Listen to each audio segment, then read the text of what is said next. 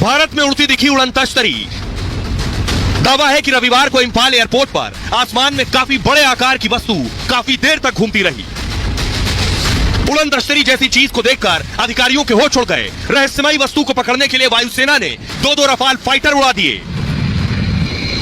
Rafale विमान काफी देर तक अनजान विमान को खोजते रहे, लेकिन तब तक उड़न तश्तरी जैसी चीज गायब हो चुकी थी। सवाल यही है, इंफाल के आसमान में दिखी वस्तु क्या थी?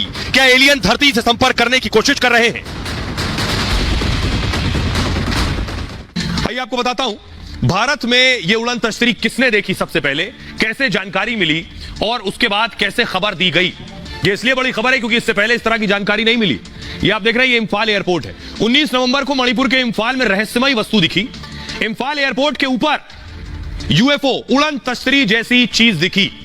यूएफओ यानी अनआइडेंटिफाइड, यानी जिसे पहचाना ना जा सके, फ्लाइंग ऑब्जेक्ट, उड़ती हुई चीज। दावा है कि यूएफओ जैसी वस्तु करीब 1 घंटे तक उड़ती रही।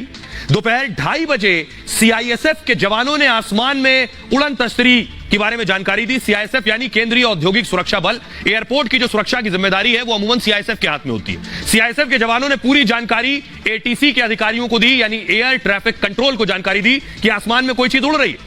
इंफाल एयरपोर्ट पर फौरन विमानों की उड़ान पर रोक लगा दी गई। एयर इंडिया की 2 और इंडिगो की 1 फ्लाइट को लैंडिंग की इजाजत नहीं दी गई एयरपोर्ट पर। इंफाल आने वाली 2 फ्लाइट्स कोलकाता डाइवर्ट कर दी गई फौरन। उड़ान पर रोक लगने से करीब 1000 यात्री प्रभावित हुए। कुछ यात्रियों को विमान के अंदर ही 3 घंटे तक इंतजार करना पड़ा। इंफाल एटीसी ने यूएफओ देखने की जानकारी वायुसेना को दी। सुरक्षा कारणों से एयर स्पेस का पूरा नियंत्रण वायुसेना को उस वक्त दे दिया गया, यानी वायुसेना को जानकारी दी गई। हमारे साथ एक्सपर्ट सृजन पाल जुड़ रहे हैं। सृजन पाल जी, जरा दर्शकों को बताइए कि ये यूएफओ, पहली बार सुना है कि भारत में यूएफओ देखने को मिला। ऐसी कोई चीज होती है? ऐसा संभव है, मुमकिन है? अंतरिक्ष विज्ञान की दृष्टि से अगर हम देखें तो हमें यह नहीं पता, आज तक हमारा कोई ऐसा संपर्क नहीं हुआ है किसी और ग्रह पर रहने वाले किसी भी जीव जंतु से। तो हमें नहीं पता कि एलियंस होते भी हैं या नहीं होते, और अगर होते हैं तो किस प्रकार के होते हैं, इसका भी अनुमान लगाना मुश्किल है। और अगर ये नहीं पता तो हमें यह भी नहीं पता कि उनकी टेक्नोलॉजी कितनी एडवांस हो सकती है, क्या वो यहां तक आ सकते हैं या नहीं। लेकिन एक चीज ध्यान देने, अगर हम आंकड़ों की बात करें तो ये ध्यान देने वाली बात है कि पूरे ब्रह्मांड में लगभग 2 ट्रिलियन यानी कि 2000 अरब ग्रह हैं, कम से कम, इससे ज्यादा ही होंगे। यानी कि 2 के बाद 12 शून्य लगाइए, इतने ग्रह हैं। इनमें से क्या कुछ ग्रह ऐसे हो सकते हैं जो हमारी पृथ्वी जैसे हों? तो अगर ऐसा कोई ग्रह हो जहां पर एलियंस रहते हों और वो हमसे टेक्नोलॉजी में आगे हों, तो संभव है कि वो हमसे कम्युनिकेशन स्थापित करने की कोशिश करें। तो सृजन पाल जी कह रहे हैं कम्युनिकेशन स्थापित करने की कोशिश करेंगे। और क्या ऐसा किया? जैसे ही एटीसी और वायुसेना को पता चला, देखिए फौरन रफाल विमान को उड़ा दिया गया। रफाल विमान यूएफओ के पीछे भेजे गए कि क्या कोई उड़न तश्तरी है। ये सोचिए, ये सब कुछ हिंदुस्तान में हो रहा था, भारत में। एटीसी से जानकारी मिलने के बाद वायुसेना फौरन अलर्ट पर आ गई। पश्चिम बंगाल के हाशिमारा एयरबेस पर रफाल विमान तैनात है। वायुसेना ने फौरन एक रफाल विमान को इंफाल के लिए रवाना किया। फाइटर जेट ने आसमान में काफी दूर और ऊंचाई तक उड़ान भरी। रफाल के पायलट को आसमान में कुछ नजर नहीं आया। रफाल के रडार पर भी कोई रहस्यमयी वस्तु नहीं दिखी उसे। पहला रफाल फाइटर जैसे ही लौटा, दूसरा रफाल को भेजा गया। दूसरा रफाल भी अनजान विमान या यान, उसे नजर नहीं आया। घटना को लेकर वायुसेना की पूर्वी कमांड ने सोशल मीडिया एक्स पर लिखा, इंफाल हवाई अड्डे से जानकारी मिलने के बाद वायुसेना ने एयर डिफेंस सिस्टम को चालू कर दिया।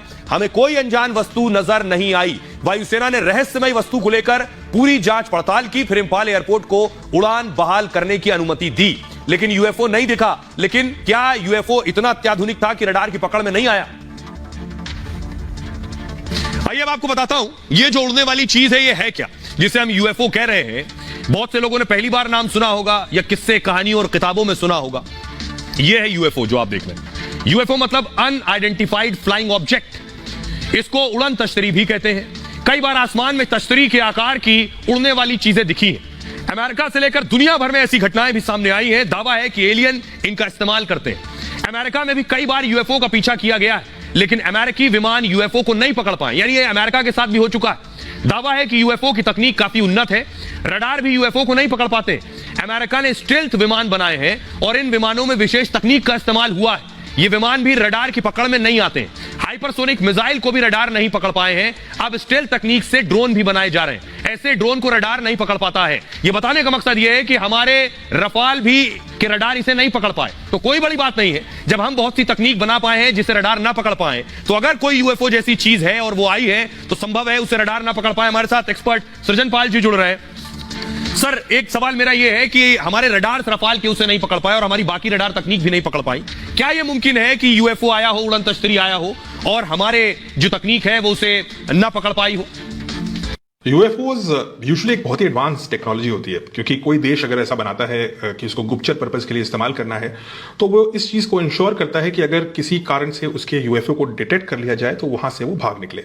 इसके लिए यूएफओज में ज्यादातर इलेक्ट्रॉनिक काउंटर मेजर्स लगे होते हैं, यानी जैसे ही कोई रिडार उनको पकड़ता है, उनको पता लग जाता है यूएफओ को और वो तुरंत वहां से भाग निकलता है।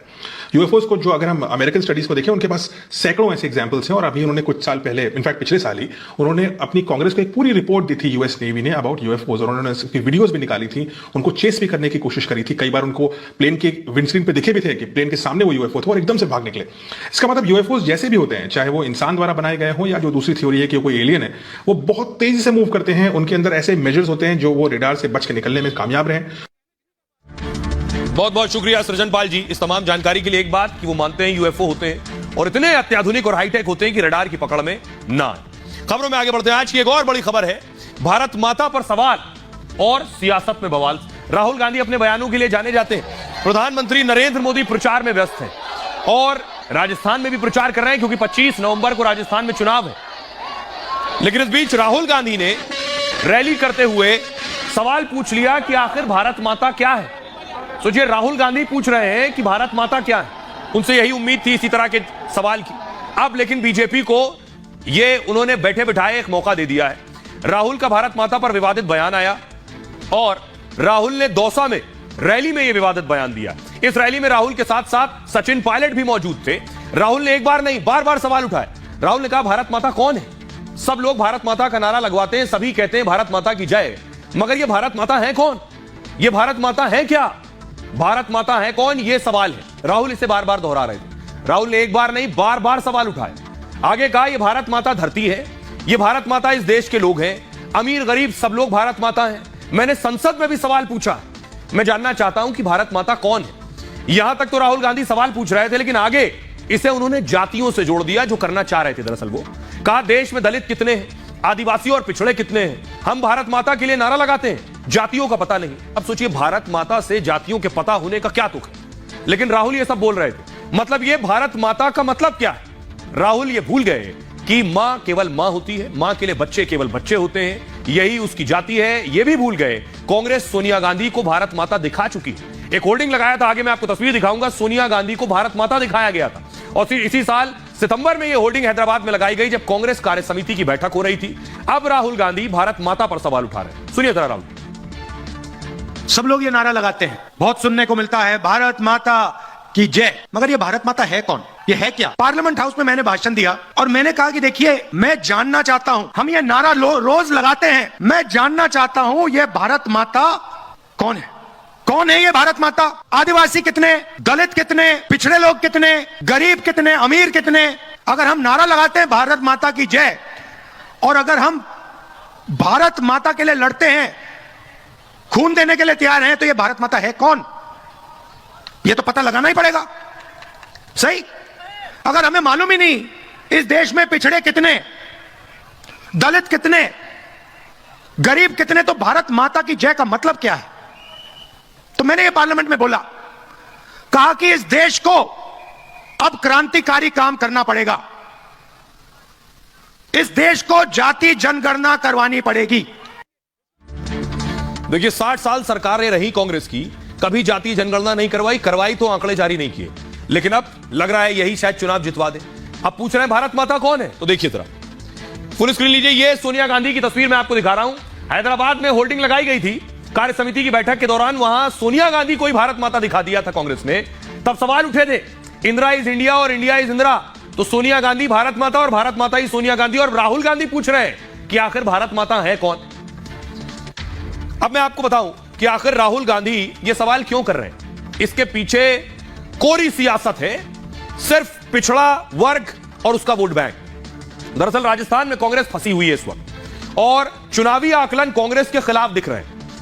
कांग्रेस ने सबसे ज्यादा टिकट जाटों को दिए और लेकिन कांग्रेस को बात बनती फिर भी नहीं दिख रही। 2019 के लोकसभा में जाटों ने वोट कर दिया बीजेपी को। उसे डर है कि इस बार भी बीजेपी बाजी ना मार ले कहीं, इसलिए अगड़ा पिछड़ा किया जा रहा है। अगड़ा और पिछड़े को बांट दो।